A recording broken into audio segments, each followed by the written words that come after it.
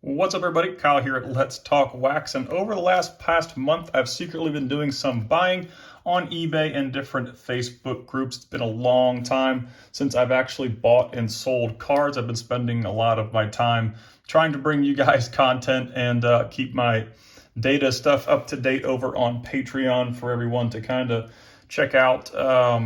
As far as the prospecting goes, it requires a lot of updates and a lot of time. I kind of lost the ability to buy and sell, which is how I originally got in this hobby about 10 or 15 years ago. It was really fun for me. And I have a down month usually every year in July where my kids aren't playing sports. I'm a school teacher, so I do have the summer off, but July kind of opens up for me. And I was able to grab some cards. So just wanted to do a quick mail day. A lot of the guys on the Patreon were wanting me to do a mail day video just to kind of show everybody what I've been buying. I'm not saying all the cards that I bought are instant buys, so don't take my buys as collecting advice. These are just some of the cards that I've been able to pick up over the last month. And a lot of times I don't necessarily pursue a certain player, but I'll pursue a deal if I think it's a pretty good deal somewhere. I might grab a guy up and just kind of sit on him for a while. Kind of what happened with this Harry Ford card. These are kind of hard to find. They are SP'd, and Harry Ford's a very high ceiling or high floor player. I think he could get some looks next year at the major league level. He could definitely be a guy that may have some success in spring training in 2025. So I was able to grab a Harry Ford. I've always wanted one of these, and I've enjoyed buying cards that are SP'd and hard to find. So I was glad to pick that one up. I was able to grab two Jackson Merrill cards, having a really good year this year at the major league level. I don't think anyone going into the 2024 season foresaw Jackson Merrill, having being a 2+ WAR player at the major league level in 2024. So hopefully a lot of good things to come for him. He can continue to hit and play well for the Padres.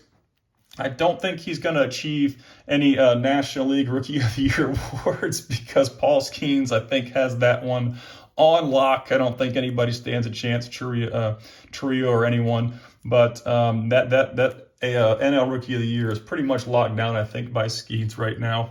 I grabbed the Henry Davis for super cheap. He struggled kind of over the last 2 years at the major league level. He was recently optioned down to AAA. He had a concussion, and he went back down to AAA for like the rehab and everything. And there's some definite power with Henry Davis. So hopefully he can, improve a little bit over the next year or two. If not, this is probably going to be a $5 auto, but I'm willing to sit on him for a little bit. I was able to get that card for super cheap. I went on vacation to Sedona, Arizona, last 2 weeks ago, I think it was. And I went to a card shop. I told my wife I wanted to go just find one card shop. I went to a place called DNA Cards in Phoenix, Arizona. And I was able to find this really nice Riley Green blue refractor. I do think it could grade pretty well. I'm going to submit this thing. I've already got it in my card saver. I got to knock some of this dust off before I submit it. It's in really, really good shape. The back corner has just like a little, I'm not even going to be able to get it on camera, under the faintest or under the most microscopic, sorry, too bad words, under intense scrutiny, I guess I should say, there's a little bit of I don't even know if it's a chip or what on the bottom right corner. You can't even see it really. Just a little bit of lift. I don't know how bad it really is. It's really hard to detect. With the naked eye. So hopefully they take that into consideration. But even if it does grade at 9, it's a super cool card. Riley Green's having a really good year this year at the major league level. I think he'll continue to play very well. And these cards were unattainable by me years ago. I couldn't even afford to buy a refractor of Riley Green. It's super cool to have this blue refractor auto, which are my favorite cards, the true blue refractors. So it's a really cool pickup right here. I'm really excited about this, and hoping I can get a PSA 10 on that for sure. Now, if you enjoy my content and you'd like to help support my channel, be sure to check out my Patreon page. I'll put a link to it in the video description. Over there, you can access tons of exclusive content, including Bowman autograph checklist breakdowns for every Bowman release since 2019 that include current and career stats, a brief write-up, and Let's Talk Wax ranks for all prospects on each checklist. I also have Bowman team break guides for all releases since 2020. You can get access to my Juggernaut rankings that rank each minor league player based on specific stats with files sorted by player and by rank so you can easily find prospects in your collection. I also have a top 150 Bowman Chrome Autos list and a top 150 Bowman Chrome Autos under $50 list that I update 3 times per year. You can also get early access to all my video content and articles. On top of that, we have a private Let's Talk Wax Discord server with nearly 400 members to keep you up to date on all prospecting news and information. If you want to check it out, click the link in my video description. I want to give a huge shout out to everyone who already supports me over there as we close in on nearly 1,000 members. But we'll see what happens. The surface is super clean. I picked up this Cooper Kinney card for $20 on eBay, a PSA 10.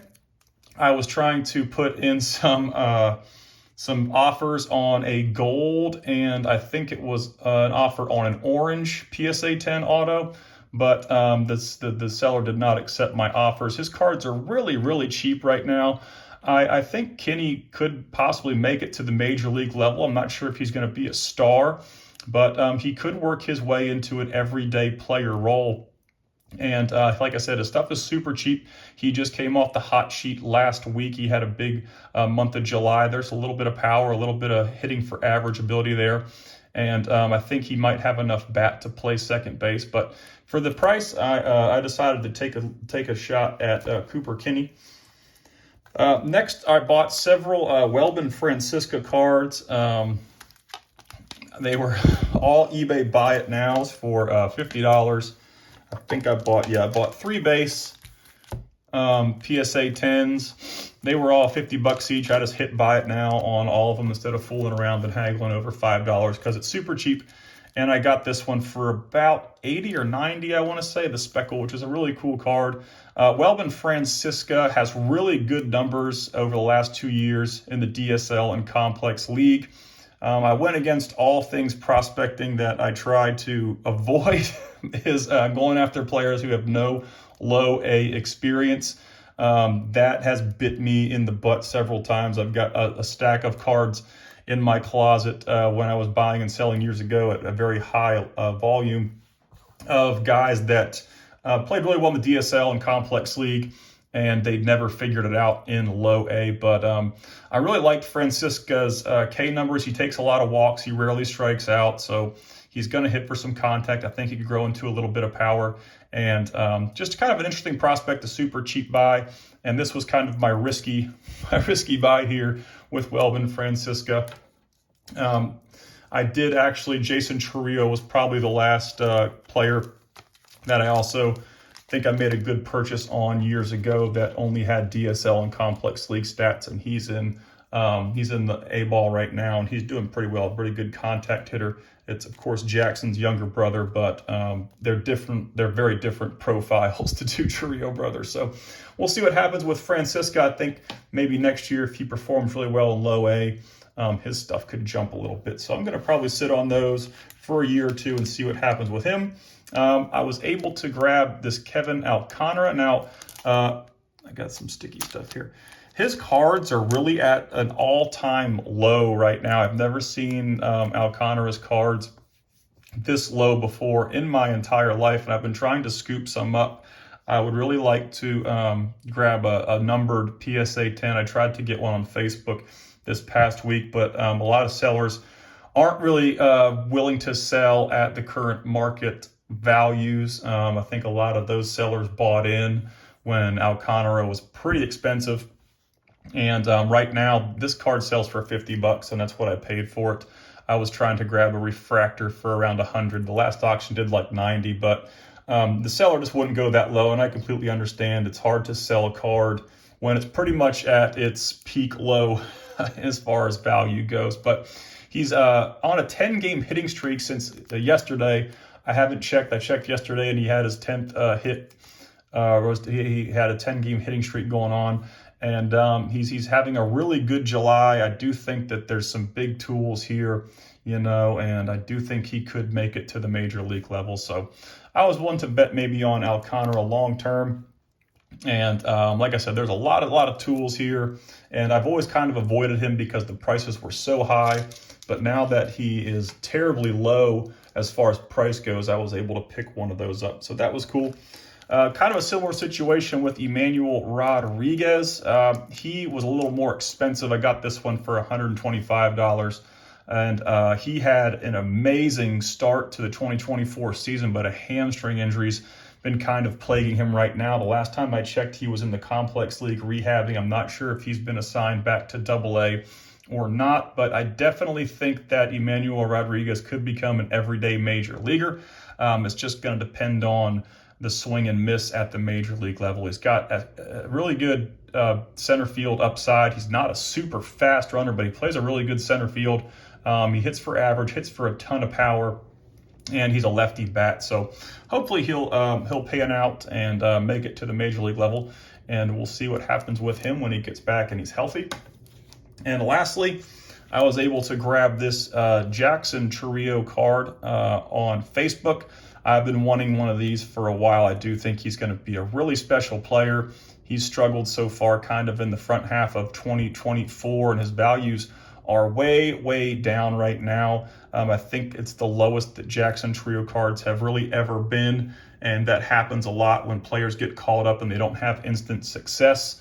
Their prices drop tremendously because I think a lot of the community just truly believes that when a guy gets called up, he's just going to be a superstar instantly, So it doesn't always happen like that. Jackson Trio's still 20 years old, and he's really holding his own at the major league level at that age. So I probably want to hold on to this card for a while, and I would like to try to pick up a refractor auto PSA 10 maybe, before he starts getting really, maybe before he goes on a hot streak and, starts to really perform well and his prices jump way back up to where they were right around call-up time, when he was debatably the number 1 or number 2 prospect in all of baseball, kind of going back and forth with Jackson Holliday. So this is a really cool card. I do post all these on eBay. It doesn't mean that I'm willing to sell all of them. It's just kind of how I keep inventory.